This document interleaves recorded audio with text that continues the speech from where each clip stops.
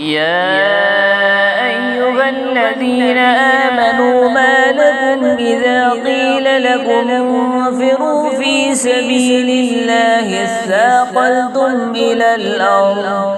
أرضيتم بالحياة الدنيا من الآخرة فما متاع الحياة الدنيا في الآخرة إلا قليل إلا تنفروا يعذبكم عذابا أليما ويستبدل قوما غيركم ولا تضروه شيئا والله على كل شيء قدير. إلا تنصروه فقد نصره الله إذ أخرجه الذين كفروا ثاني اثنين إذ هما في الغار إذ يقول لصاحبه لا تحزن إن الله معنا فأنزل الله سكينته عليه وأيده بجنود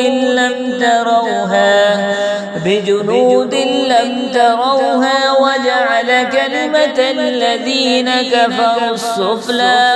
وكلمة الله هي العليا والله عزيز حكيم. انفروا خفافا وثقالا وجاهدوا بأموالكم وأنفسكم في سبيل الله ذلكم خير لكم إن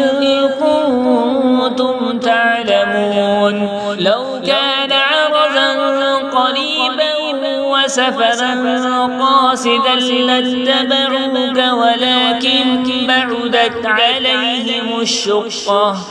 وسيحلفون بالله لو استطعنا لخرجنا معكم يهلكون